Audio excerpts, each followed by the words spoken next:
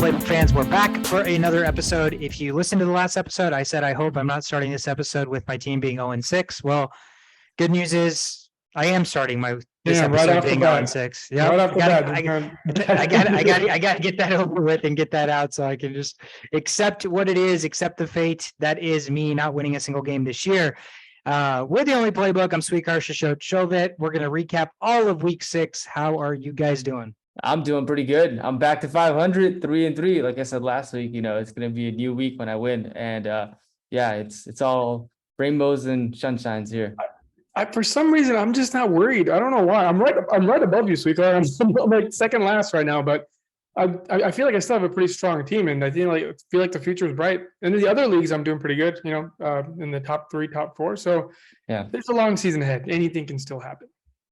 Yeah, I mean, I look at my team and I think I have a good team, and then I don't win a game. So it's unfortunate. I think Russell Wilson has officially become unstartable to me. So there's literally no reason I'm going to start that guy moving forward, which is crazy. It's a fantasy year where we don't think Russell Wilson, Matt Stafford, Tom Brady, Aaron Rodgers, none of those players right now are startable. There's other replacements that are better options than those guys, and I don't know if you could have predicted that or even thought how ludicrous that statement was like 5 years ago. No, because I mean, one of the best strategies was wait on quarterback, right? And for some reason, in all 3 of my leagues, I picked up Lamar Jackson, Herbert, and Mahomes, just completely disregarding my own philosophy, and it's worked out. So just sometimes you just gotta kind of just do the outlandish shit, and sometimes it plays out. But sometimes when you do the right game script, it doesn't work out. So what are you gonna do?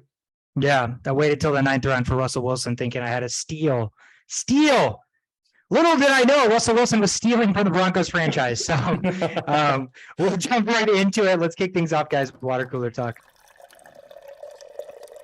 So we have decided that with injuries and waivers, we're just going to go ahead and put that stuff out early because this episode doesn't get dropped with enough time for somebody to listen to it and make the necessary moves. So follow us on Twitter, Instagram at The Only Playbook, where we are going to post all of your waiver needs on Tuesday, maybe even Monday night, so you have enough time to put in your waiver claims. And we're going to move our injury updates, obviously, to the Friday episode because that's going to be closer to game time and be more relevant. A couple of things real quickly to highlight before we jump into the rundown. Cam Akers. Looks like that's going to be a salty ending to him in Los Angeles for whatever reason. He's not getting the workload that he thinks he deserves. Sean McVay is an offensive mastermind, so if he doesn't see something in you, I have little room to doubt Sean McVay and more room to doubt Cam Akers. But it seems like a change of scenery is what's about to take place, as it looks like they're searching for a trade partner. What do you guys make of this whole Cam Akers situation? Is there really even trade value for a guy like him right now? Probably not, I would say. I mean, running backs, you can get like your rookie running backs. I think you have a lot more upside there. I can't see a team that's like in a dire need of running back that would trade for Cam Akers for more than a 3rd round pick. Listen, personally, man, if the goat vulture can just pop in and fucking take someone's job in a span of a couple of hours, how important are running backs in the NFL at this point? They're really not. At this point, it's just a fantasy thing. From a fantasy perspective, running backs are everything because they can make and break your season. But from a real NFL perspective, running backs are just nothing. You either have a really good running back or you can use a committee and just make up for the lack of goodness. Yeah, I mean, even from a fantasy perspective, I don't really know what you're going to get from a Cam Akers. Yeah, he gets a change of scenery, so maybe he gets some work. But I'm, just off the top of my head, thinking of teams that would even need to trade for a running back. It's not like Akers is that big of a jump up for like more than half of the league, right? So you're pretty much getting a running back that would jump into probably an already committee. So there's really not going to be tremendous fantasy upside for Cam Akers. I mean, at this point, he's probably droppable. But again, you mentioned how scarce the running back position can be at times. So running backs can go from literally practice squad no-namers to sign on to a team and leading the team in carries, a la Latavius Murray. But he might be the only unicorn exception to that rule. I've never seen a guy that just jumps from team to team and gets like 50 yards and a touchdown every game he plays. Cardinals did lose Hollywood Brown for what they thought was going to be for the season, but it looks like it's not as bad. So he's going to go on the IR, miss at least 4 weeks. So what do knowing they have Hopkins back? They trade for Panthers receiver Robbie Anderson. Robbie Anderson, come on down. He was displeased with the Panthers. I don't blame him. Who wouldn't be with that franchise with the quarterback with Matt Rule? He finally gets to go out, get out of that scenery and go play for Kyler Murray, who seems like he's also possibly a toxic or cancerous or just can't get the offense going. So I don't know how much, greener that grass is going to be for Robbie Anderson, but change of scenery is what he is wanted, and it's what he got. So we'll see what the Cardinals offense looks like with Robbie Anderson and Hopkins back and no more Hollywood Brown. That's it for Water Cooler Talk, guys. Let's jump into the meat and potatoes, the rundown. Last game on the board. Oh my God. Stop me if you've heard this before. A home underdog by over 5 points covers and wins the game outright. The Atlanta Falcons were hosting the San Francisco 49ers. We talked about how it just made no sense why the line was as small as it was, favoring the 49ers. Well, Vegas was wrong. Everybody was wrong. Atlanta did a good job of proving the entire world wrong by winning this game 28-14. Won the game straight up, under 44.5 cash. Both teams now 3-3. And one thing I talked to you guys about last episode was, Nick Bosa, Eric Armstead, and Jason Verrett going down for San Francisco is going to change the dynamic of that defense, not just from a defense perspective, but mainly from a fantasy perspective. And they look like a must start against Atlanta based on matchup, but they only put up 4 fantasy points because, again, when you don't have your top guy that's going to create pressure, you don't have your top run stopper, and you don't have your top shutdown corner, that's obviously going to be an issue. So they paid the price. Mariota did just enough. 13 of 14, 129 yards and 2 touchdowns. He could have been a nice fantasy start, 6 carries, 50 yards, and another touchdown on the ground. Running back by committee is their backfield. Huntley and Algier, they literally split the carries 16-15. So, you're desperate if you're having to start one of those guys because of bye weeks and, running back scarcity, but you're not expecting a full-on running back workload there. And you have to hope that the guy you start probably sneaks into the end zone. Kyle Pitts snuck into the end zone, 3 catches, 19 yards, and a touchdown. As a Kyle Pitts fantasy owner, Shisha, would you take that stat line, or are you still demanding more? Listen, if it wasn't for that touchdown, he would have had another 2 catches, 19-yard game. That would have been his 3rd one this year. So, I'm going to start him. I'm just going to continue to start him. Just be a clown. That meme where there's a clown painting thing on his face and just that's me right now. I'm just going to continue to start Pitts until some drastic things happen in my team. There's just not many good options, and the upside that we all kind of believe in, we're just not going to let that go. I'm going to go to my grave believing that there's upside with Kyle Pitts. You should. Where he's drafted, the athleticism, everything about Kyle Pitts, it's like beating a dead horse. We know what he is, but he's just not doing what he's supposed to do on the field. So whether that's the offense, whether that's him, whether that's they're not scheming him open, I don't know. But I would agree, if I drafted Kyle Pitts, it'd be impossible for me to bench him. It's just there's not a viable option because you're going to kill yourself if Pitts drops 35 points the week you bench him and you started Hayden Hurst, who drops like 0. You would rather be okay with starting Pitts and he drops you 0 then you bench Pitts and the guy you start ends up sucking, right? So it's just one of those things where it's inevitable. Kyle Pitts is inevitable. Yeah, so is getting shitty points from your tight end when you draft Kyle Pitts and Darren Waller and you're forced to start one of them. So that's the issue I'm currently going through. How's your team doing in that league? Because those are 2 picks in the first 6 rounds? I'm 3rd in that league. It's just my tight end spot. Everything else is fire. It's just that one spot. Need to fix that and things will get better. Yeah. Jimmy G wasn't great, inaccurate, 2 interceptions. The 49ers, a team that runs the football well, had no run game going. And it could have been because they were down 14-0 early, but that's still not a big enough gap against a threatening of an opponent that you should just abandon the run completely. So there was not a lot of promise on the running backs committee. Wilson, Coleman, not great from either of them, but the guy that stepped up, 2 guys that stepped up, Brandon Ayuk had a good game, 8 catches, 83 yards, and 2 touchdowns. I think, again, if you started Brandon Ayuk this game based on I don't know what, you were probably really, really pleasantly surprised. So, more power to the people that randomly decided Brandon Ayuk was worth the start this week. Or George Kittle. 8 catches, 83 yards, finally looking like his old self. Another opportunity where, if you started Kittle based on the matchup, thinking this was the week he was going to pop, you were right. But you were kind of basing it off of nothing, right? Because they've done nothing to prove otherwise. Debo, 7 catches, 79 yards. That's the story. 49ers D is decimated, and all of a sudden they look like a completely different team that, has to rely more on their offense, has to rely on Jimmy G, and that's not what Jimmy G is. He only plays complementary football. Yeah, they're now the Chargers of the NFC as far as situation goes.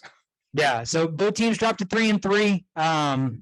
And, outlook isn't as bright for 49ers with the injuries, and for the Falcons, I think everybody's just waiting on when Desmond Ridder is going to get a start. So Falcons take that one, 28-14 at home. All right, man. I'm just going to call this the Ramondre Stevenson game because it was all Ramondre Stevenson. Patriots went to go see the Browns, and they ended up happy. 38-15 was the final score. They just decimated them on all cylinders. No Clowney, like I mentioned last week. No Denzel Ward, and obviously it played a huge factor. A rookie quarterback going in there looking like gunslinging Lula or whatever you want to call it. 19 carries for 76 yards, 4 receptions for 15 yards was Stevenson's stat line. Basically put the league on notice. He can be an every down back, and basically there is no backup necessary for him. He can handle the whole load. And Mac Jones or Bailey Zappi. Now, this is a conversation that they're going to have, right? And I'm pretty sure they're going to go back to Mac Jones because rest of the teams they face aren't going to be as simple as the Browns defense that week. But Bailey Zappi did pretty good. I don't know if you can kind of discount that quickly. Another Cooper Rush, Dak Prescott situation here. But the thing is, Mac Jones doesn't have the resume Dak Prescott has to even make it an argument, really. What has he really done? So that's going to be a quick, fun decision to kind of watch over the next couple of days. It's Bill Belichick, so I think he'll make the right decision there. Another thing of note here is Hunter Henry had 68 snaps of the 78 total offensive snaps the Patriots had. Jonnu Smith only had 30. Jonnu Smith's stat line should have been worse. He got saved by a 30-something yard catch. Hunter Henry seems to be the guy, especially when they're playing this run-first offense. He blocks, he fakes the block and catches a touchdown. That's his MO.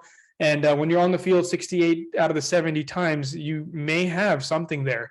And again, we talked about how decimated the tight end situation is. So if you own a Kyle Pitts and you own a Darren Waller and neither of them are on the field, maybe if you're desperate, you could start a player like that. Again, this is with caution. You still have to go for upside rather than just availability. I would still pick other people over Hunter Henry. Nick Chubb and Kareem Hunt, probably the worst game they're going to have all year. Bill Belichick always takes away your best player. That's just a thing, and that's just always going to be a thing. And people should have kind of taken that into account, but you don't really see a world where you bench Chubb. But I can give you many scenarios. This is one of them where you should have probably benched Hunt if you can afford to do so. Chubb went 12 for 56, and he got 1 catch for 14. Hunt's stat line is not even worth mentioning. It was atrocious. Again, nothing really to say here. No, you're not starting any player on the Browns besides Amari Cooper if you're feeling some type of way. Again, if you have better options than Hunt, if you have better options than Cooper, those are the players that get the sorry, next time, buddy, card. Because a lot of people have 3 good wide receivers on their team, and Amari Cooper might be fighting for that 3rd spot. If Amari Cooper is your 2nd best wide receiver, you're probably not doing so hot, or you're getting lucky wherever you are. So just keep in mind, Hunt is not an everyday start, just strictly from a percentage that he's going to get to play, especially in a losing game. When you anticipate the Browns to lose, might want to watch out for this Hunt thing because he's not getting as many targets as we had hoped initially either. What you guys have anything that stood out in this game? No, exactly that, right? The thing that the Browns are known for, they didn't do well. The big bright spot to me for the Browns this year has been Njoku. Njoku's been the one consistent force, if you will, on their offense that he's almost got a floor established now. Yeah. Where again, like in a world where tight ends are 40 or 0, I think David Njoku might be one of your safest tight end plays. So he's a guy I picked up like 3 or 4 weeks ago off waivers in my other league, and I've started him every week. And every week I've been happy with what I've gotten, right? Because it's never a 0, it's never a 1, it's never a 2. And Brissett likes him; he targets him quite often. And so when Cooper has his boom games, maybe Njoku has a very average 6-point game. But when Cooper doesn't do well, a lot of times Njoku gets a lot of those targets. Yeah, the only thing for me from a fantasy standpoint is maybe Tyquan Thornton. He is wide receiver 3 for the Patriots. And like you mentioned, right, if you're a team that has like Amari Cooper as your wide receiver 2, like maybe Tyquan Thornton is a guy that you want to kind of look at. He had 40 snaps. Jacoby Myers and the other guys had definitely had more snaps, but just someone you want to monitor as a rookie wide receiver that could benefit from Bailey Zappi. Yeah, it's just a tough offense to trust a wide receiver, whether it's Zappy or Jones. That's the issue. And now we're getting deeper into their depth chart and, Right. talking about their third wide receiver who, again, yeah, he could break out one week and trust Belichick could trust him and thrust him as the wide receiver one. But the offense is so run heavy that the wide receivers just play such complementary football. It's hard to trust one of their receivers. All right, next up, Jets at Packers, and Jets come out with a win in this one. Last week, I had the pleasure of previewing this game, and I mentioned that the Packers are at home, 7.5 favorites. Like, how are they going to end up losing? And basically, they lost like the way they lost against the 49ers in the playoffs and special teams, right? They had the Jets had a blocked field goal, a blocked punt, and their defense just played solid. Quinnen Williams with 5 pressures and 2 sacks on Aaron Rodgers, and there's just not weapons stepping up on the Packers as far as the receiver front is concerned. They've got a lot of players, but no one is that number one guy, and they think that might be hurting them. Aaron Jones and their other running back who I can't think of right now. AJ Dillon, right? So those guys, when they're down early on in the game, I mean, the running game is not really there. So I think that also had some role in this game. Breece Hall, first 100-yard game. He is definitely benefiting from the offensive line of the Jets. He's running all over the place. Had a solid game. Had a huge like a 40-yard or 50-yard touchdown as well. I think it's all the Jets are just like a complete team. Packers have a lot of questions there, and so Zach Wilson didn't turn the ball over. He's not 3-0 from start since when he got the start. And Jets have won 3 straight games on the road, so everything is kind of falling into place for the Jets as of now. So the last thing I'll note is Tyler Conklin, who was a potential waiver pick. Ever since the Zach Wilson's been back, he's just not getting targets. One target. None of their receivers are anymore. That was a Flacco thing. Right. Yeah. So Conklin can go. But I'm looking for Packers receivers to step up. I think that with Sammy Watkins, with Cobb hurt, maybe you have something there. I don't know, just something that you got to keep monitoring next 2 weeks. Yeah. So the Aaron Jones situation just pisses me off. As an Aaron Jones fantasy owner, he is consistently, so PFF's rushing yards over expected stat, and they draw the graph, and it's always like Nick Chubb is the best, and then everybody else is kind of in the middle, and then there's a bunch of like shitty running backs. Aaron Jones is always right there with Nick Chubb. He's right there.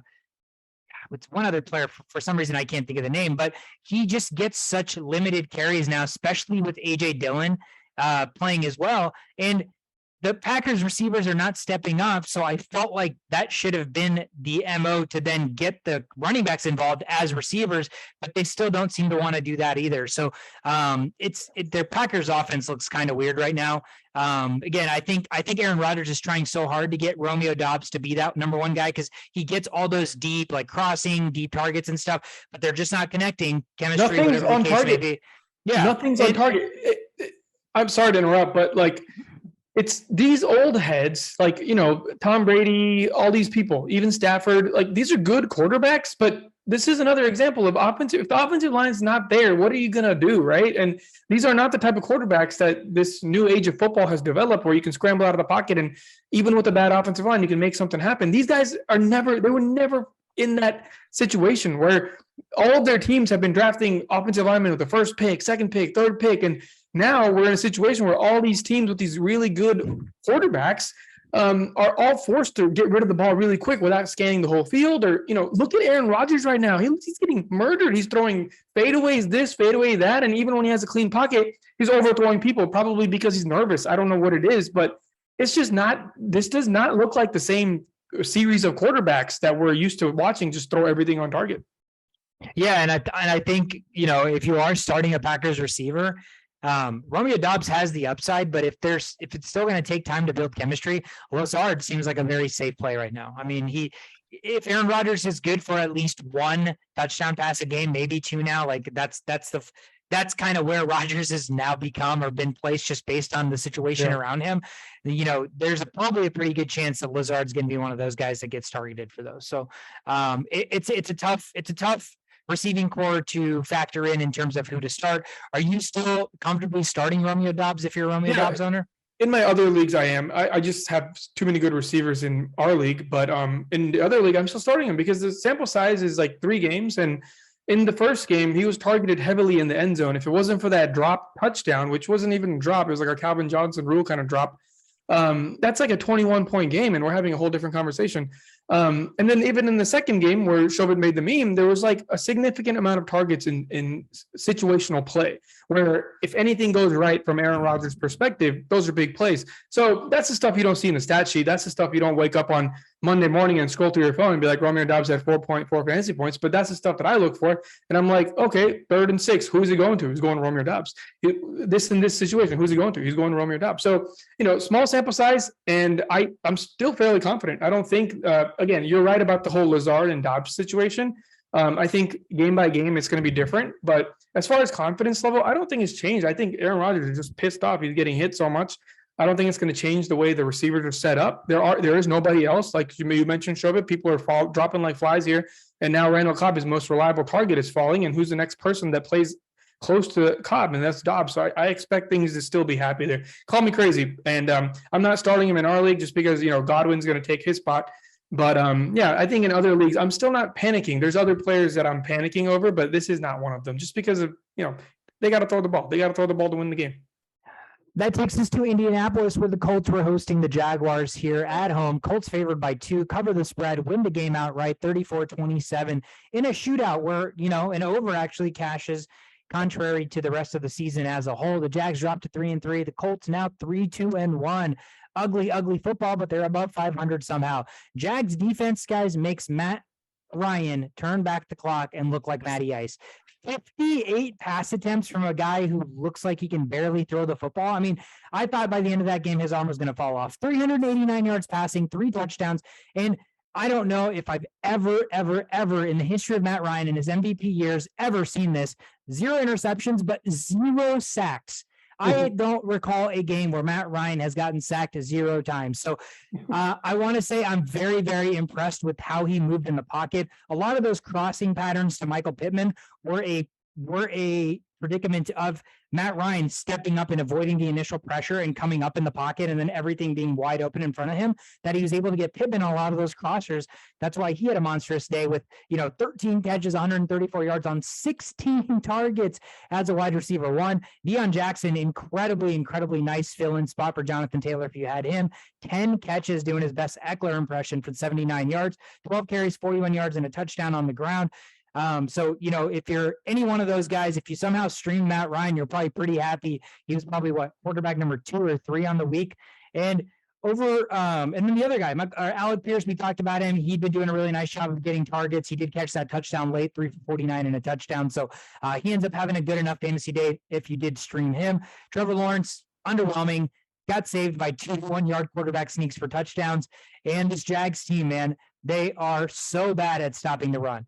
And all they do is run the football. So 33 carries for 243 yards on the ground, 3 touchdowns, 2 of those by Trevor Lawrence. Sneaking, ETN 10 carries, 66 yards, 10 carries, 86 yards, 2 catches, 22 yards. Robinson 12 carries, 54 yards. So they're living and dying by running the football, and Trevor Lawrence is trying to play complementary football, but it's just not working. Again, 20 for 22 seems amazing, but for 20 completions, you only threw the ball for 165 yards. I mean, again, what did we talk about coming into the season? Trevor Lawrence loves to dump the football off, and that's almost exactly what he's doing, whether it's a receiver, whether it's Zay Jones.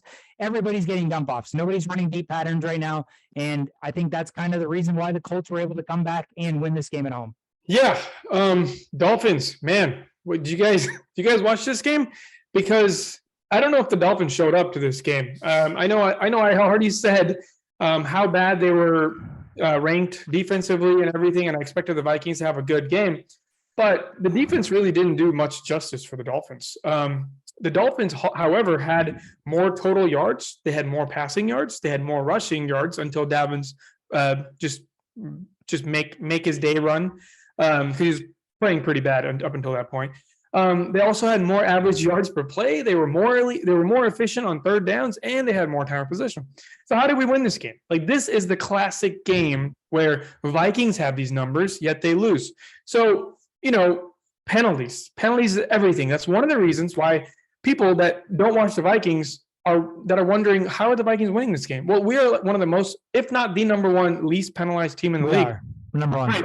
It's discipline, man. Like it's shit like this that matters. And when you look at championship teams, when you look at teams that actually do something with their season, that have an average team, it's the intangibles. It's shit like this. Dolphins had 10 penalties to 2 penalties for the Vikings.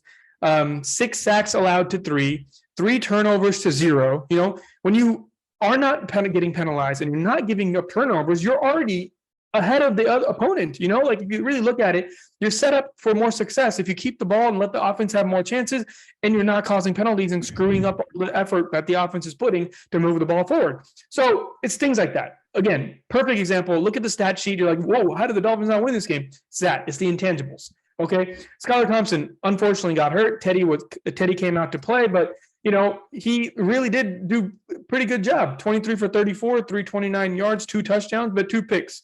Some of the picks were a little questionable. It was just better play by some of the Vikings players. But you know, it happens. Mostert, 14 carries, 49 yards. They didn't really get to establish the run very well. He had 1 catch for -1 yards on 2 targets.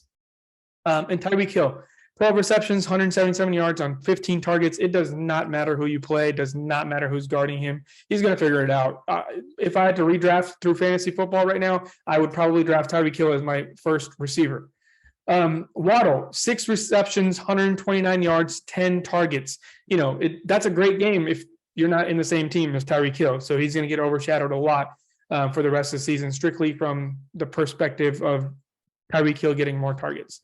I'd probably take that back. I'd probably take Diggs and then Jefferson, then Tyreek. But there's an argument to be made. We'll let you live in the moment. There.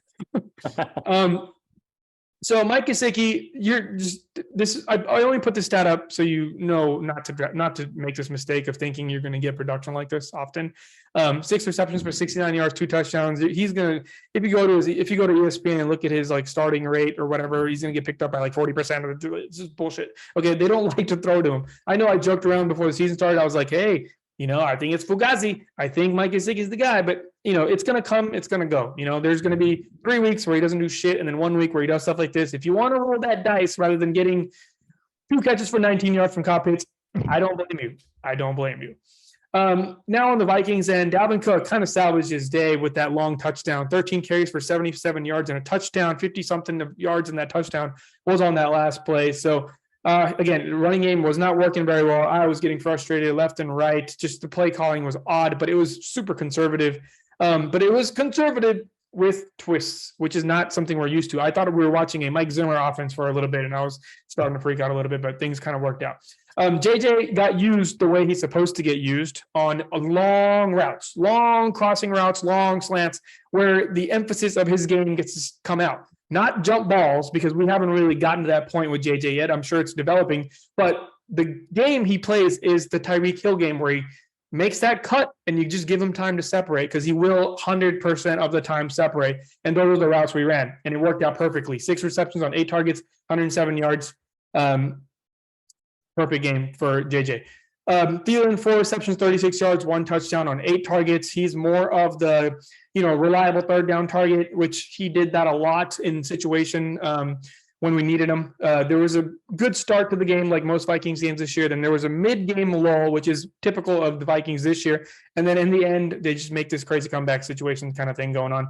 And that seems to be the game script for every game. This game, none different. Thielen did a lot of that work late in the game, early in the game. And we still haven't figured out this middle of the game process. But once that gets figured out, I think things are going to change. And I think the bye week is perfect time for that. And then last thing, Irv Smith, 4 for 7 yards and a touchdown. I'm also staying away from this. But if you're feeling kind of nice that day and you're seeing a lot of good cornerbacks like Sauce Gardner or any good cornerbacks against the Vikings, you start their tight ends and just, Dolphins, no one's really afraid of Xavier Howard as much as they used to be. So anything to add here, guys? No, solid game. Yeah. Another ugly game, but the Vikings win, and I couldn't be happier because last year we were like, they played so well, but they lost. Yeah. And this year it just doesn't look pretty. It always looks like there's something to be desired, which is fantastic because they're 5-1 with so much still to be desired. Yeah, I just want to add one last thing. I've gotten so many texts over the last couple of days, like, "Hey, you guys think Vikings are as fake news as I think?" Or like, "Hey, like they don't look that good." And I'm like, "Listen, man, like I am the biggest critic when it comes to Vikings football, but if something ends up going our way where we get a win for the first time in our freaking lives, I'm not here to complain. I'm just gonna let KOC do his thing, and I'm sure they'll figure it out." Nice. Yeah, I think the Gesicki, I guess, outlook is spot on. I wouldn't trust him moving forward. Yeah, Especially with that gritty, man. Shit's ugly. it was yeah. uglier than last time, which kind of makes it pretty. He was making fun of himself, and it actually was funnier this time because he knew what he was doing. But that doesn't make the gritty dance any prettier. All right, next up, we've got the Cincinnati Bengals against the New Orleans Saints, and the Bengals come out with a win on this one, and I thought the Saints were doing really well all throughout the fourth quarter until the 1 minute and 57 mark when the Bengals finally get up and score a touchdown to lead 30-26 with Jamar Chase's touchdown on a 60-yard catch. What we want to see from Joe Burrow and that offense, we finally got to see that with his 6th career 300-yard, 3-touchdown game. Even Joe Mixon saw the end zone, which Joe Mixon was being utilized, but he wasn't getting into the red zone. We saw that, and so Mixon owners have got to be happy to see that. Saints backup receivers, I thought they stepped up, given that Olave, Michael Thomas, Jarvis Landry was out, and like I said, they just did really well. The Saints did well the whole game until that fourth quarter, and it just kind of went downhill from there. Bengals defense only 1 sack, which came in the fourth quarter, on 3rd and 17 or 3rd and 10, and it ended up being 4th and 17. The Saints weren't able to convert, and so the Bengals come out on top and win the game. Just some fantasy, outlooks to look at. Hayden Hurst, he saw 40 snaps. As this Bengals offense kind of gets rolling, I think Hayden Hurst, I like him more than I like the other guys that you've mentioned in terms of Irv Smith. You mentioned, we talked about Gesicki and even Kyle Pitts. Hayden Hurst could see a consistent catch and yardage for fantasy wise that you got to be okay with. And then T. Higgins, I know you're probably not worried about him. He saw 10 targets, right? So he's going to get his numbers, and moving forward, I wouldn't be worried about T. Higgins also. So all in all, Bengals win this game 30-26. Isn't it kind of crazy how the Saints backups just put up a scary fight against the Bengals? Like, it makes you wonder what would it have been look like if Saints had like their full team? Yeah, absolutely. I think the Bengals defense is just not as strong as it should be.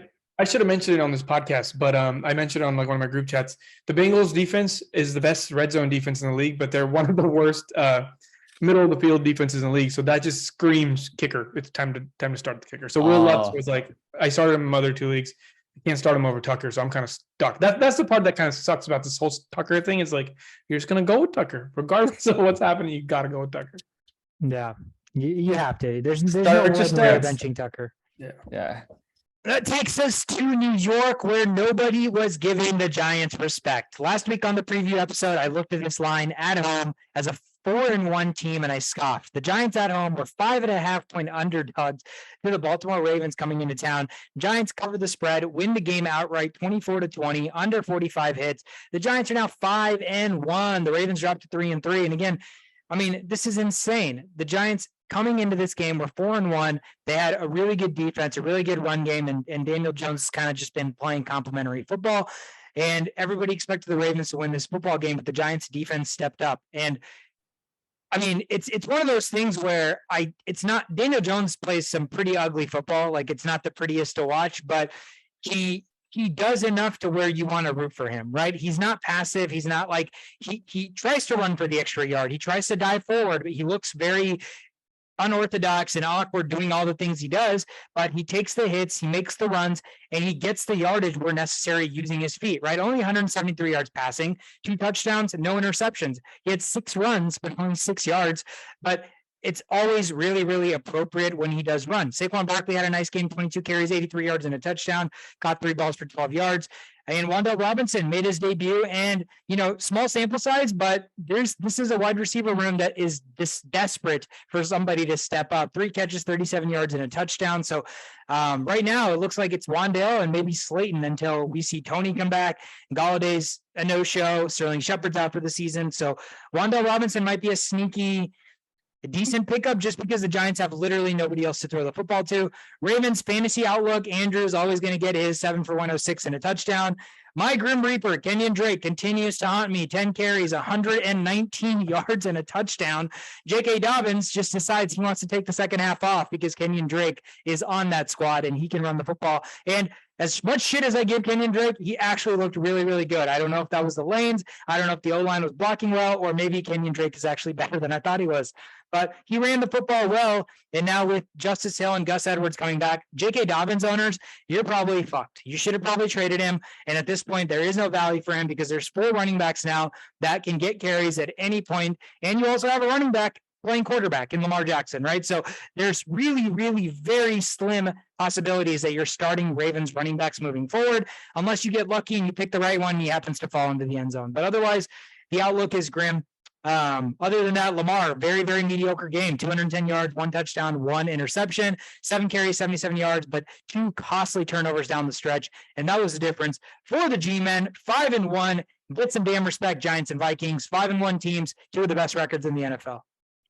Yeah, I just want to add, Saquon Barkley does not care about your fantasy team because he had a touchdown that he could have gotten late there, and he decides to just get down and not take the points. There's no way. There's no way. It's my kind of player. It's my kind of player. Whatever. Nick Chubb did the same thing earlier this year, but did the opposite. He was like, I want my fantasy points, and then the Browns lost. Well, that's because 2 years ago, Nick Chubb stepped out of bounds and cost me a game on I think it was a 60-yard run. He stepped out of you guys remember that on the 2-yard line? So, yeah, I mean, whatever. Fuck this. Yeah. Saquon, I mean, they don't give a shit about our fantasy teams, unfortunately. And Justin Tucker, I forgot to mention this, missed a 56-yard field goal. Yeah, what? Come on. It was such a game, Tucker, too. It was like that's 5 free points. That's a 6-point swing, Tucker. You're good for one thing and one thing only, and we draft you early. We expect you to make your kicks, even if they're 56-yarders. I had to double check if there was wind in that game. It was very slight wind. It wasn't even that bad. Whatever. All right, Bucs at Steelers. Man, I got to stop hyping up really good teams against really bad teams because this day and age in the NFL, you just don't know. And this game was the perfect example of you just don't know. Like whatever we think we know, we don't know. And, it was a close game. It was a really, really, really, really close game. It was a close game, and it was just back and forth every quarter, like first quarter, bam, bam. Like there was scoring every quarter by both teams, and it was just madness with little points scored. So those are the kind of games I enjoy. I don't know why. I just don't get it. I don't like I know we all love the Bills and Chiefs type of games, but it kind of gets you a little too hyped up. These type of games make it more methodical and more like, let's see what's going on. But anyways, close game. Pickett goes out because of the injury, and Trubisky does what he's supposed to do, 9 for 12, and does just enough to win. Najee still not running the ball well, 14 for 42, but he got 2 receptions for 7 yards. And one of them happened to go into the end zone. So save the day for the owners that are still having faith in Najee. Deontay, 5 receptions for 28 yards on 7 targets. Not sure what to make of that. It's going to be kind of ugly here in the next couple of days, just from a quarterback perspective. We don't know what's going on with Pickett. I expect him to play, but this concussion protocol is just next level now. So you just don't know. And, it looks like the only person that's kind of survived this concussion protocol is Chris Olave. And even he had to miss game. So I don't know. We'll have to kind of see what this quarterback situation is like. Until then, if it's Trubisky starting, I don't know. I'm staying away from everybody here that I'm about to mention. Claypool had a good day, 7 catches for 96 yards and a touchdown. Again, that's what I expected when I drafted him in all of my leagues. That's what I expected. I am a fool. I don't expect that moving forward. Hopefully he makes a turn of events there for the fantasy owners, but I think that was just nice to have that day. And for the daily fantasy owners, I'm sure they're happy about it. And then another thing to kind of add to the whole Najee not running the ball well, they try to use literally all of their wide receivers at least once or twice to run the ball. So Deontay had a shot, Claypool had a shot, Pickens had a shot. They're just trying to figure out a way to establish the run. And I think until that happens, I think games like this the unicorn in the Steelers season. Brady, 25 for 40, 243 yards and a touchdown. Everything is pretty Brady-like except for the touchdown. You would have expected similar stats, but, 5 touchdowns. Fournette, 21 for 63 yards. He caught 6 balls for 38 yards and a touchdown. Classic Fournette stuff.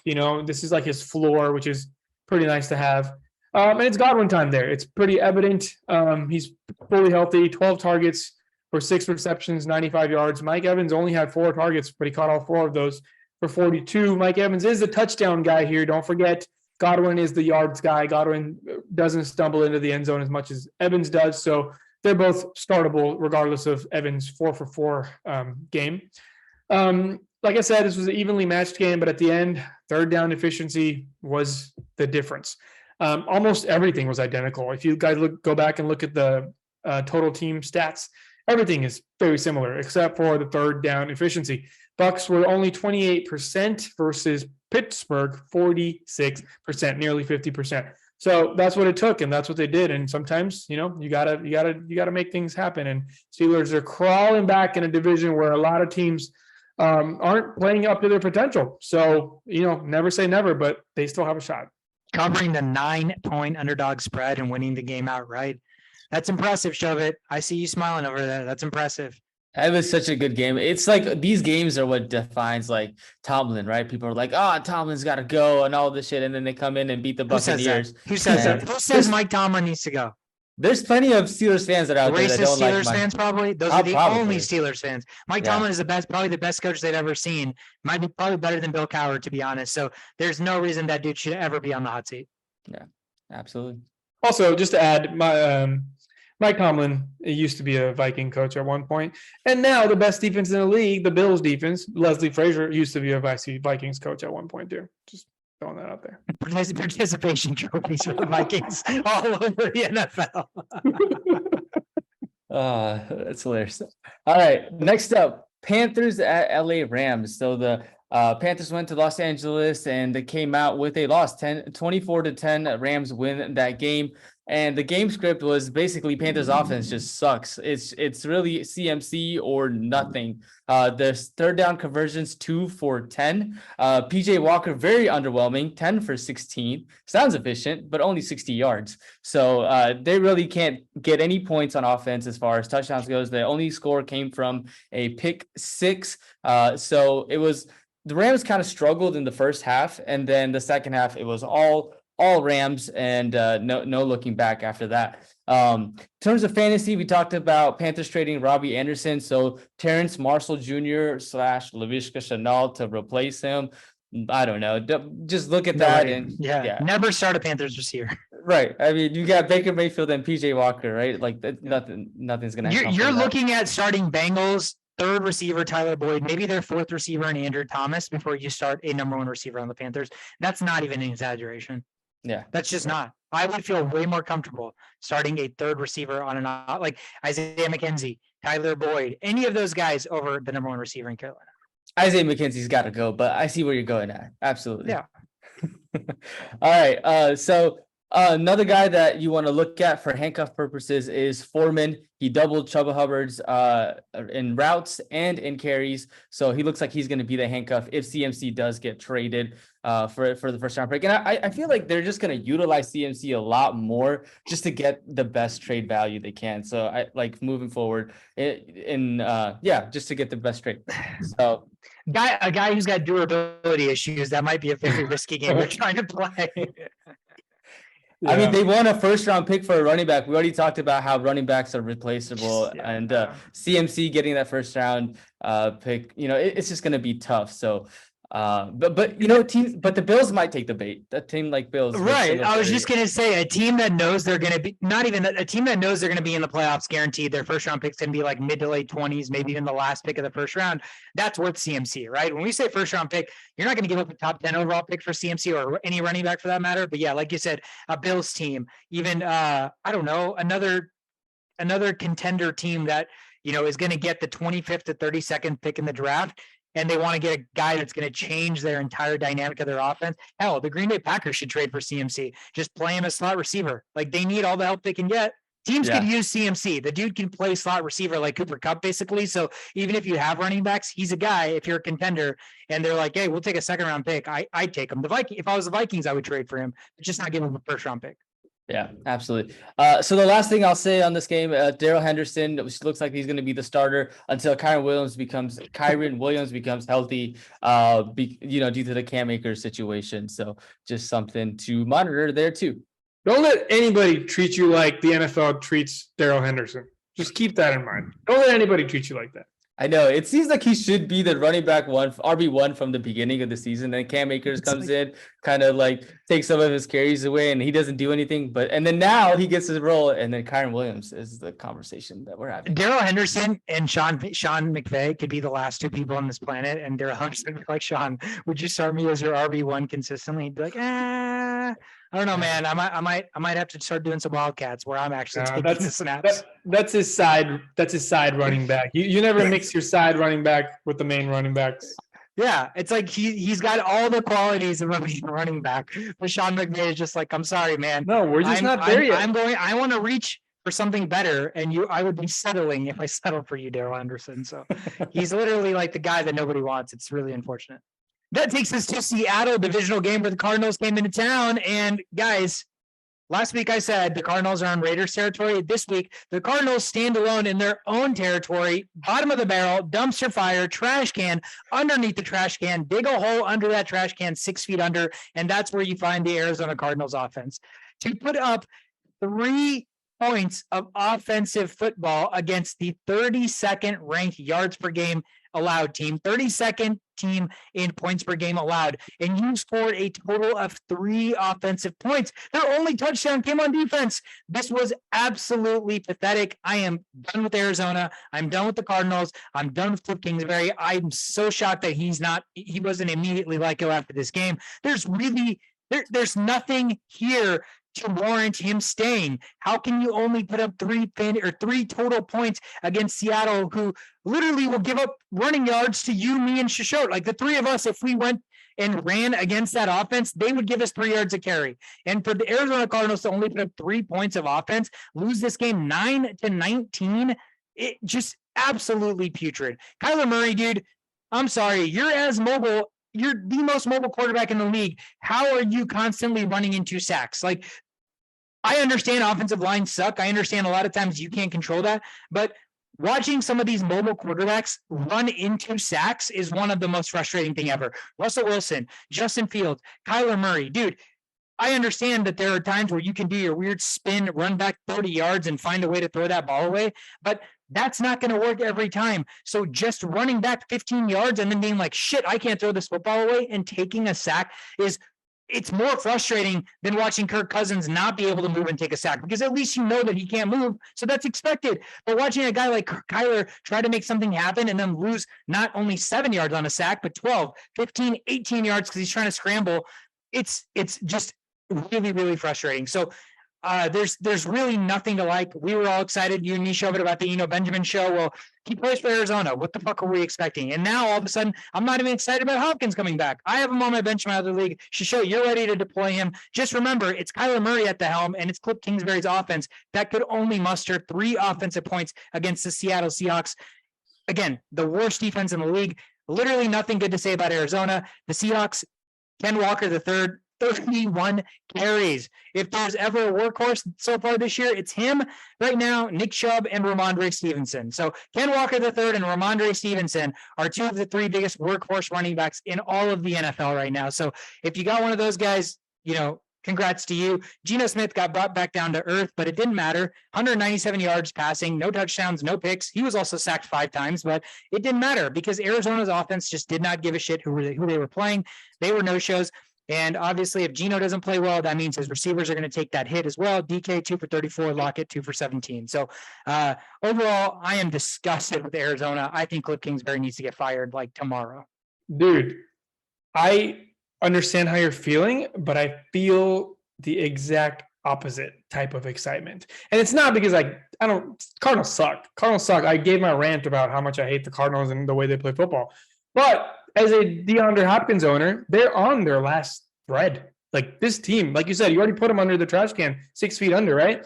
What do they have to lose? What do they have to lose? Nothing. Now they get probably a top 2, if not the most talented wide receiver in the league. And that's with Devontae Adams running around. There's nobody else that can jump up and grab a ball as well as DeAndre Hopkins. There is just nobody else. And when you're in situations like this, 9 to 19 at the end of games, all throughout the game, you can't find anything. All you have to do is throw the ball up to DeAndre Hopkins. That ball is not getting intercepted. So, from that perspective, I'm all smiles because you're looking at a desperate team. You're looking at a team whose receivers are depleted. You're looking at a team who's getting a receiver back that the whole world is excited about. Like, if not anything, at least keep your fans in the seats. Give the ball to DeAndre Hopkins. It seems like a foolproof plan to just deploy him. I know that, if you have a legitimate stack of receivers, you may not want to deploy him immediately because it is a Thursday night game. But I have reports that he's been working out every single day. Like, it's not like a situation where he's coming back from an injury.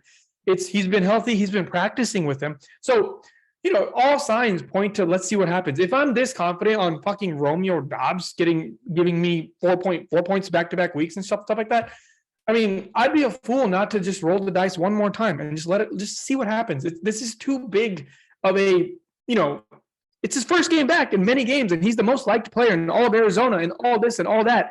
The ball's going to him, right? The ball is going to go to him. And just that reason alone is enough for me to be like, okay, fine, I'm on board. Let's see what happens. I'm going to start you and if you have a really struggling team, you have to start them. If you have a good team and you're benching, Amari Cooper, this might be one of those situations where you're like, I got a nice floor with Cooper. I like where I'm at right now. Let me just continue that. But if you're like me, not doing so hot in our league, and I need some miracles going against some juggernauts, like number 1 ranked teams and all this kind of stuff ahead of me, I have nothing to lose, just like Cardinals had nothing to lose. And we're just going to be like going like this and just give the ball to DeAndre Hopkins. So for that reason, I'm pretty excited about this.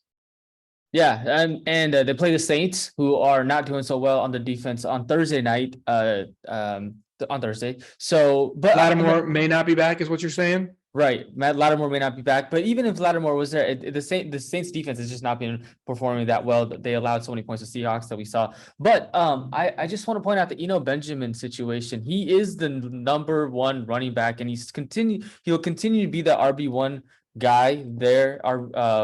If James Conner is out. So that's the part though. Like James Conner was almost back last week. Is he still going to be gone for another week? I think that's something to look at. But since it's a Thursday night game, there could be a chance that Benjamin gets that RB1 designation. So if he gets to start, you kind of want to start him against the Saints, don't you? I mean, I would think so.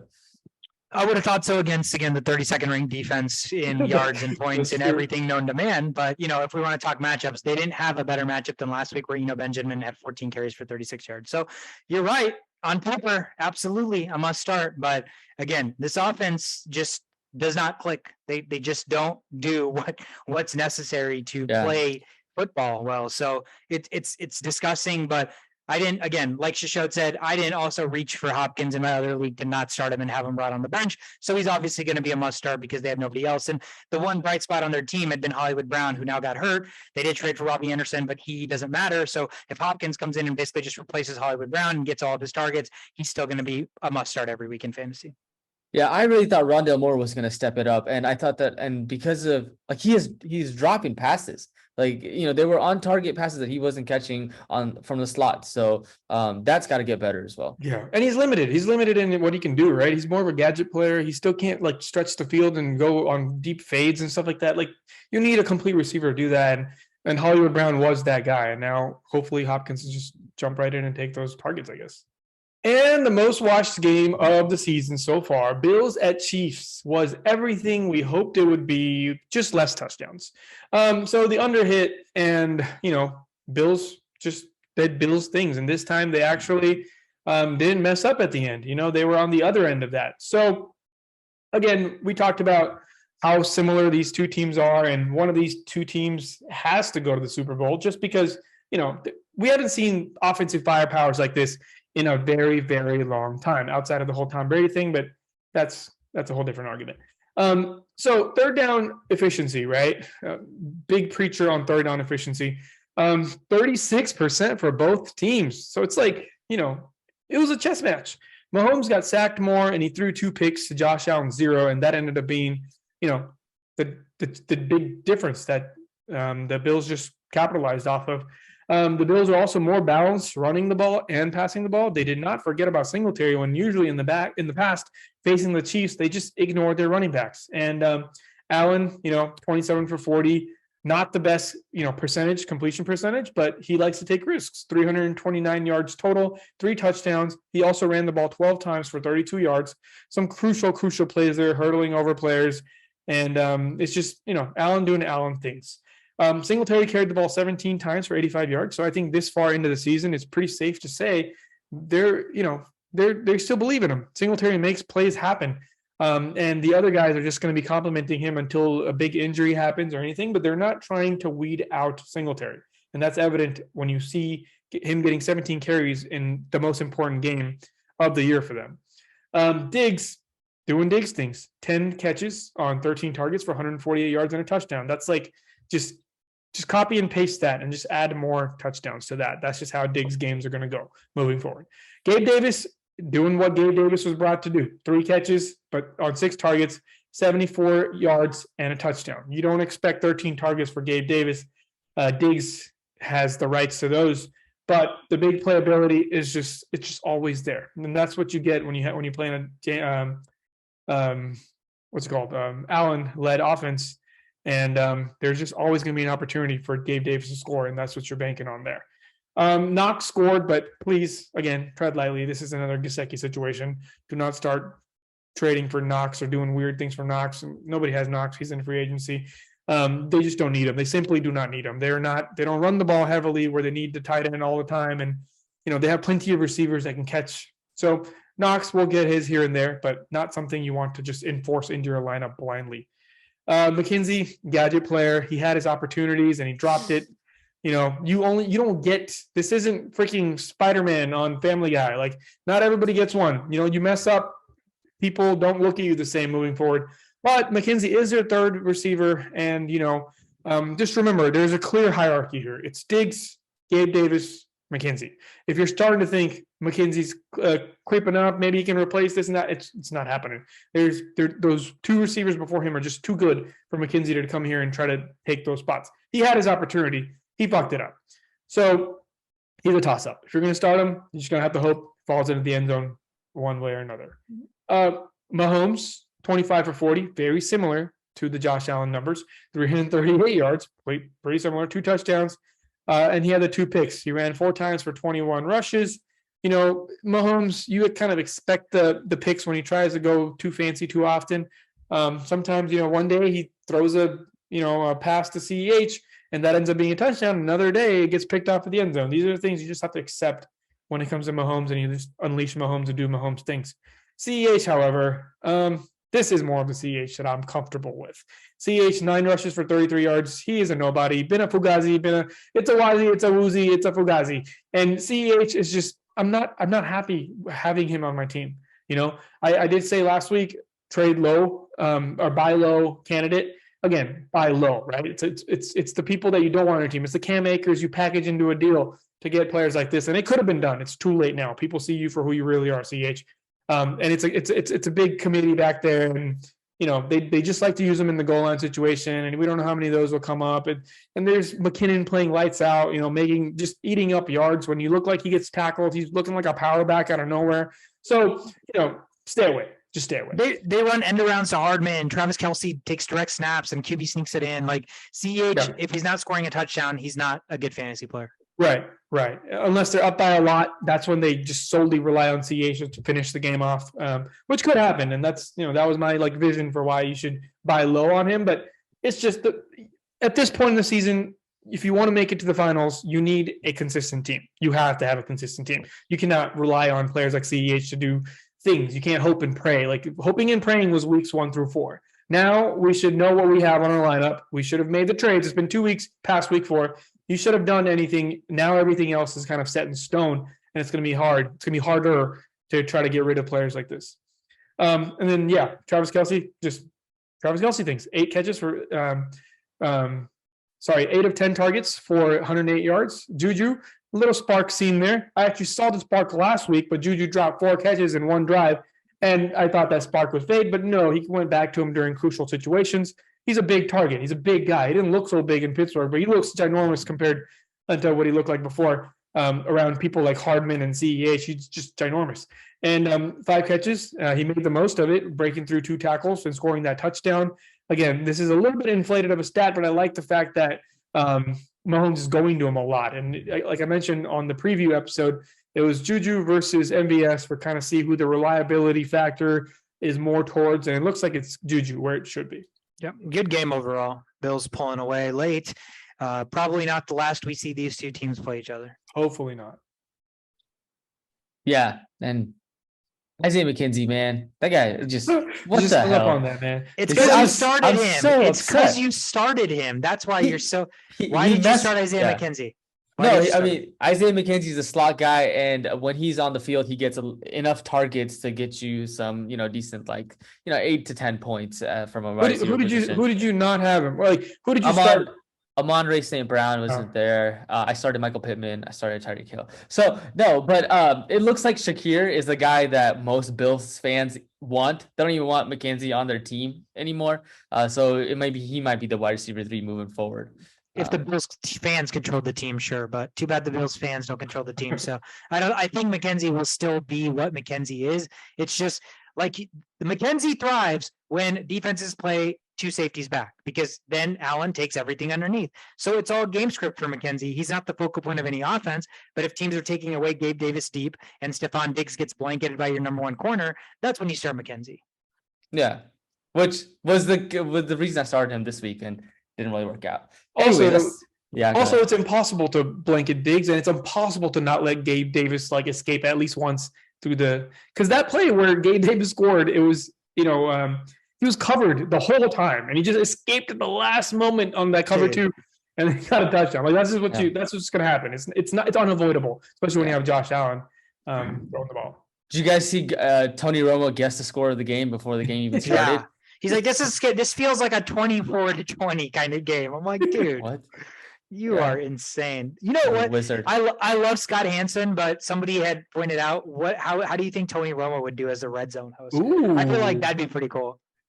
Yeah. Man, I I don't want to feel take like anything it's away from Scott Hansen. No, though. I don't either. I love Yeah. Scott Hansen. It's impossible not to like Scott Hansen, but something about Tony Romo makes you wonder. Like you're like, oh man, that could be like the perfect pair. But Scott Hansen does a great job.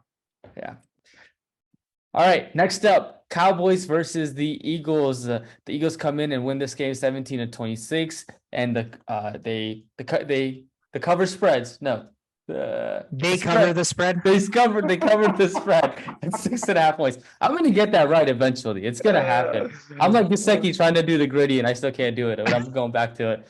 All right, go. So in terms of the game script, so Dallas had only turned the ball twice throughout the first 5 games, and what did they do? They turned the ball over twice with 2 interceptions due to stellar performance by the Eagles defense. Cowboys cut it close, 20-17. You're like, oh, they can actually come back and win this game from a Zeke touchdown. But Eagles came back and had a 13-play, 75-yard drive, touchdown to Devontae Smith, and it was 26-17, and really nothing the Cowboys could do from there. So this game, I hope it shows the Cowboys fans that, Dak Prescott is the guy that you want there. It's not Cooper Rush. Plays where you could have ran RPOs. You really couldn't have done that with Cooper Rush. He's not as fast and elusive as Dak Prescott is. So, this is good for Cowboys in the long run. So before the game started, I have Dalton Schultz, and I got the notification that Dalton Schultz out for the game. So I was like, crap, scrambling, put him in IR. And I had a chance to get Ferguson and Saubert, and I went with Saubert. You've been making some really, really questionable decisions lately. Extremely questionable. What do you mean? How do you not prepare for that to happen? How do you not get a legitimate tight end ready? And then, this is the last game of the week. How do you that's risky. It is risky, but it all worked out in the end. But Cade Otton was my second tight end. I didn't think of any other tight end because I would have to start the tight end before Dalton Schultz, right? Yeah. And there wasn't anybody that I wanted to start over Dalton Schultz. So that was the reason for that. But I could have, and here's the thing, there's a lot of things that could have gone on for me to lose. I pick up not Ferguson. I pick up Salbert. Ferguson has a stellar game, right? Gets a touchdown. The thing is that he got all of his catches when on rushing formations, and so Hendershot may be the guy moving forward. So if Dalton Schultz doesn't come back, but it's I pick up Salbert, expecting him to do well, and the other guy for the Broncos, the other tight end, goes off and goes crazy. So I was just like losing my shit yesterday. But whatever, it happens. Last thing I want to note in terms of the fantasy production is Miles Sanders in the beginning of the season said not to draft him in fantasy, and I hope nobody listened to him, because whoever drafted Miles Sanders, like, you guys are doing really well probably this year. You have that solid RB1. So congratulations to you. All in all, Cowboys lose, Eagles win. Dak Prescott should come back next week, has a favorable matchup against the Lions. Yeah, Cowboys are who we thought they were. Cooper Rush was who we thought he was, hanging on to the balance of that defense. And when that defense can't do enough and the offense needs to win, it just can't happen with Cooper Rush. Hopefully that comes back and that helps guys like Michael Gallup's fantasy value, probably CD Lamb's value. And if Schultz is back, definitely Schultz's value, because him and Dak love each other. But even if Schultz is not back, whoever the tight end is, Dak likes his tight end. So all of a sudden there's a lot of offense players on that team that become fantasy relevant the minute Dak is the quarterback, including Dak. Forgot about that guy. I drafted him, set him on the IR. Oh, including nice. Dak. Yeah. So, but I traded for Hurts, so it doesn't really matter. But anyways, let's end the rundown with Monday Night Football, another ugly game. Why? Because it was the Broncos on primetime again for the 45th time this season. They were at the Chargers in a really ugly but tight performance battle. 16-19 final. Chargers win this game. Broncos cover the 4.5-point spread under 45.5. Denver has now dropped to 2-4 on the season, and their offense just ain't it. Russ ain't it, and Nathaniel Hackett ain't it. I think I've seen enough. I don't think Russ is cooking again this year. Russell Wilson is washed. I am going to officially say it. I think he can still have good games when he does, running around Russ, but the consistent play on a week-to-week basis is no longer there from Russell Wilson, whether it's the offensive line being awful, whether it's the receivers not getting separation, whether Nathaniel Hackett should not have been hired as a head coach. I don't know what the situation is, but this is another situation where what is expected on offense versus the product that's being put on the field is night and day. I mean, this is literally Arizona Cardinals 2.0 on offense. And so it's awful.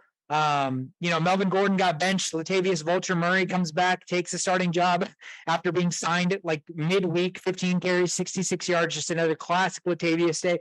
And the sad part about all that is he actually looked good. When he runs the football, he runs the football well. Yeah, so it's powerful. He's very powerful. He's like a 4.3 guy, 4.4 guy. Like, he's fast. He's faster than you'd expect based on his size. So like, he finds one hole and that dude can be gone. So, again, Latavius is back. He becomes fantasy relevant. Receivers take a hit when Russell doesn't have a good game. So, Sutton, Judy, and the tight end situation is just weird. Alberto, the guy that, everybody had as their sleeper, is now 4th on their tight end depth chart. Greg Dulcich, Shovit, the guy you were talking about, because you got Saubert thinking he was going to have a good game.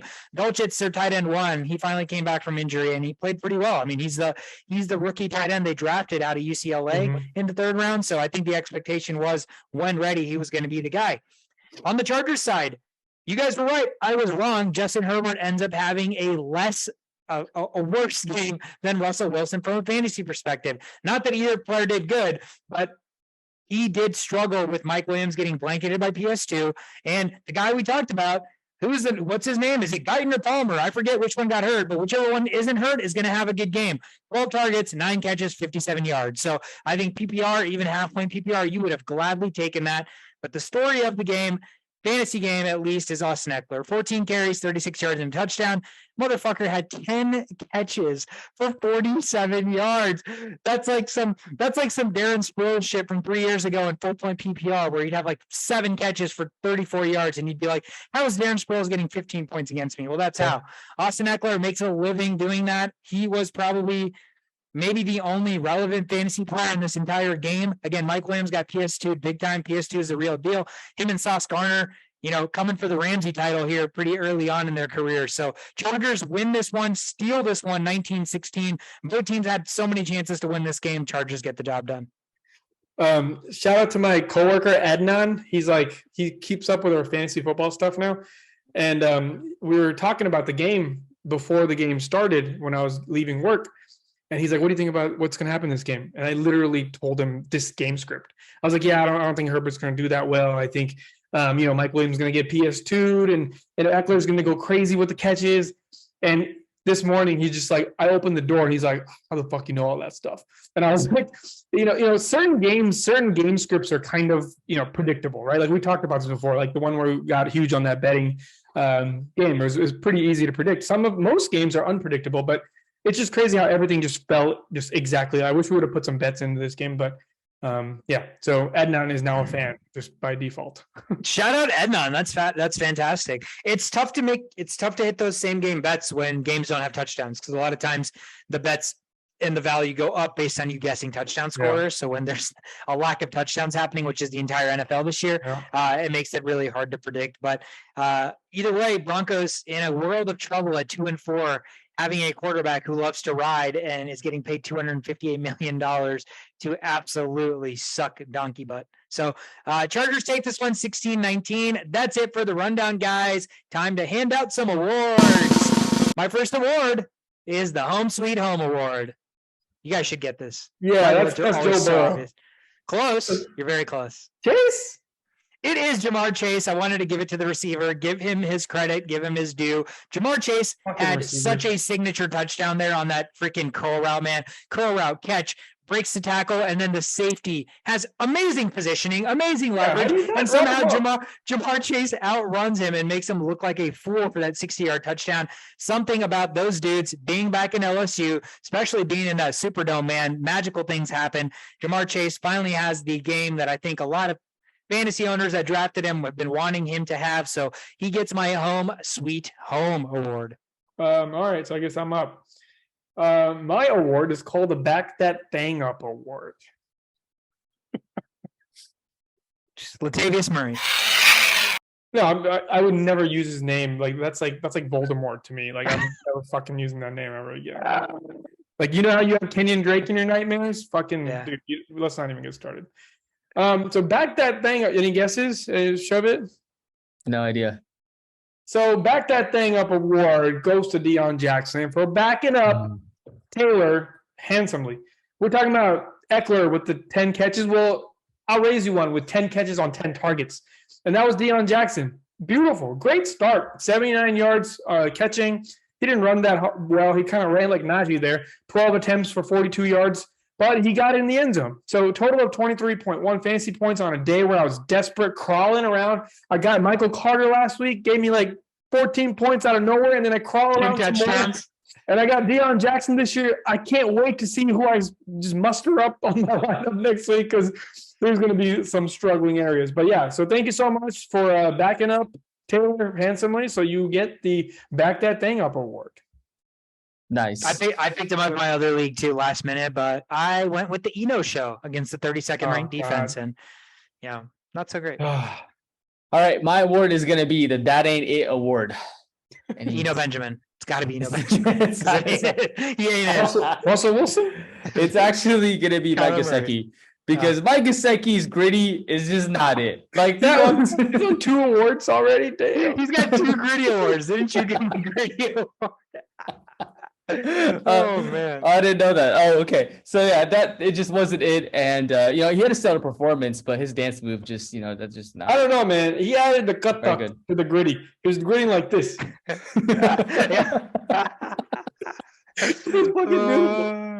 Gesicki, man. My Gesicki. He made me want to try to learn how to do the gritty. Tell me, Mike Gesicki on the Bucs or the Chiefs or the Bills would not be like one of the best tight ends in the league. Yeah. Game script. He could be on the same team and just have a better game script. He's phenomenal. He's a great receiver. Yeah, just not. I guess maybe his blocking is subpar, but that could be why. Or it's too good. Or it's too good because he's on the field quite often. My game ball this week goes to Mr. Turn Back the Clock, Matty Ice. Matty Ice led a comeback at home against the Jaguars. Again, I already talked about his stat line. It's so ridiculous. 58 pass attempts for 50-year-old Matt Ryan, 389 yards, 3 touchdowns, no interceptions, no fumbles. And again, I have to bring this up again. He was not sacked a single time. So what are you doing, Jacksonville Jaguars defense? Again, he turned back the clock and played like his MVP self. So my game ball this week goes to Matty Ice. All right. Well, my game ball goes to a defense. I'm giving my game ball to a defense. The Jets. That's the Jets defense. That's 3 straight weeks of double-digit points. They didn't play anybody crazy, but still, I saw the Jags defense 3 weeks in a row. I could have definitely used this stat line instead. 13, 11, and 21. I mean, you win weeks with 21 points. And, shutting down Aaron Rodgers, Dolphins team, and I forgot who else it was, but it wasn't anything exciting. However, just that amount of points in this type of league, in a pass-first league, with all these rookies all over the place, just amazing. So that deserves a game ball to an unnoticed group. And KLC also gave the game ball to the Vikings defense this week. He said everybody gets a game ball. It was against Pittsburgh. That was the other game for the Jets. And might I add, the Jets are the 6th-ranked defense on ESPN. They are rostered in 2% of leagues. 2% of leagues. And this Jets team takes on that Denver offense next week. So they might be the biggest waiver addition out of any player this week. So if you're looking for a defense, there is no better matchup than taking on Russell Wilson, because you can let him cook all the uncooked hot dogs you want. He's just awful. Like every time I think of Russell Wilson cooking now, it's just that meme of those hot dogs that are not cooked inside that milk with the bowl of cereal. Just like the worst food of all time. But 2%, man, they're rostered in 2% of leagues. So more than likely your league has the Jets defense. They need to get scooped up stat. Yeah, you need to scoop them up. So you got to pick them up in our league. Do I? Yeah, put the waiver in right now. Why do I need to pick them up when I have the Patriots defense this week going against Chicago Bears? Ooh. I don't know, man. Just because I'm right behind you on the waivers, and I've been trying to claw my way. I see what's going on here. I thought you were trying to help my team get its first. I am. It's Russell Wilson. But you're playing chess, not checkers, man. You're always playing chess, not checkers. Get that fucker's waiver wire gone so I can be the number 1 waiver pick. But yeah, I mean, that might not be a bad pick this week. Again, Jets defense, 2% rostered. They are very deserving of that game ball. Shove it. End us with your game ball. All right, my game ball goes to Breece Hall. Going to keep it in the Jets, category. Family. Family. Breece Hall had a career high in rushing yards with 116 rushing yards. He was 25 rushing yards over expected. Had that sick long 34-yard run. That cutback was so beautiful. Beautiful. Looked like everything Reggie Bush-esque almost. It was amazing. Yeah, I think this offensive line and Breece Hall combination is just going to work out so well for fantasy this year. So yeah, game ball goes to Breece Hall. Fantastic game ball. Let's end the episode, guys, real quick. Preview this Thursday night football matchup because football is back in 2 days. The Saints travel to Arizona. God, I have to talk about the Cardinals again. Arizona is hosting a football game, and they're favored at home by 1.5 points. What the hell is Vegas drinking? Over under 44.5. I guess they're drinking the fact that the Saints are still waiting for like half their offensive roster to get healthy. Is Jameis going to play? I think Olave will play, but is Michael Thomas, is Jarvis Landry going to play? So are we going to get another Andy Dalton show? But Andy Dalton's hurt, so is Taysom Hill going to play? There are so many question marks on the Saints offense this week that we won't know anything until probably Thursday. So follow us on Twitter at Only Playbook for any updates on the Saints side. The Kyler side is pretty obvious. DeAndre Hopkins is back. What's he going to look like? They just traded for Robbie Anderson. What's he going to look like? Hollywood Brown, the only reliable target there, is gone. So a shake up there on the offensive side. We talked about, teams wanting to face the Saints. They have a favorable matchup. Arizona seems to get favorable matchups every week, yet fail to score offensive touchdowns. So let's see what they can do at home against the Saints. The Saints are bruised. The Saints are battered. DeAndre Hopkins comes back. Is he going to spark something for this team, or is this another primetime Thursday night football dud? Do you guys have any predictions for this game before we end? This seems like a 24-20 game. That's funny. That would actually be an under, which is what I was going to say. I'm just going to go with the under. Let's just follow the trend at this point. Under for a Thursday night football game. I like that. I think I'm going to do a hypothesis or do some sort of an experiment where this weekend I am taking every single under of every football game, of every NFL game, and see what happens, because the numbers tell me that unders are hitting at an insane clip. So we'll see. Another primetime game should be ugly because Arizona's hosting it. So unless they made some tremendous leaps and bounds this week at practice, if Hopkins was the resurgence or the emergence that they needed, or the glimmer of hope that they desperately needed, it's going to be another shit show in Arizona for Thursday night. That's the episode, guys. Thank you guys so much for sticking it out with us. Week 6 is in the book. The NFL season is vastly and quickly passing us by. It's already 7 weeks of football that we've talked about. So it's a little scary when, your fantasy team has not won a football game, but it's fine. Everything's fine. I'm that guy that's sitting at the table with the flames. His room is on fire and he's just like, everything's fine. Don't forget. I'm 4-2 in my other league, first place. So don't forget, you're not playing against the number 1 guy. You're playing against the number 6 guy. It's not about running away from the bear. It's just you just have to be the second last guy from the bear. So I'm basically just trying to catch you. So the sad thing is the second to last guy is still 2 games ahead of me because I've yet to win a game. So it's going to be an uphill climb to say the least. Who do you guys play this week in fantasy? Do you guys know who your matchups are? I never look at my opponents. Wow. God, chestnut checkers. It's just the intimidation factor. Who the fuck cares who I'm playing against? If I've got the best lineup out there, they expect to win. Thank you guys so much for tuning in. If you're watching on YouTube, if you're following us on any of the socials, Instagram, Twitter, and TikTok at The Only Playbook. If you're watching the video, you're watching on YouTube. So click the like button, subscribe, tell all your friends. All of the engagement that I randomly posted on Facebook. Thank you guys so much for all the engagement. On Twitter, all the questions that people have been sending in. Really appreciate that. More than happy to engage and give out as much feedback and advice as possible. So keep that shit coming, guys. Thank you guys so much for tuning in. We're The Only Playbook. Have a great week.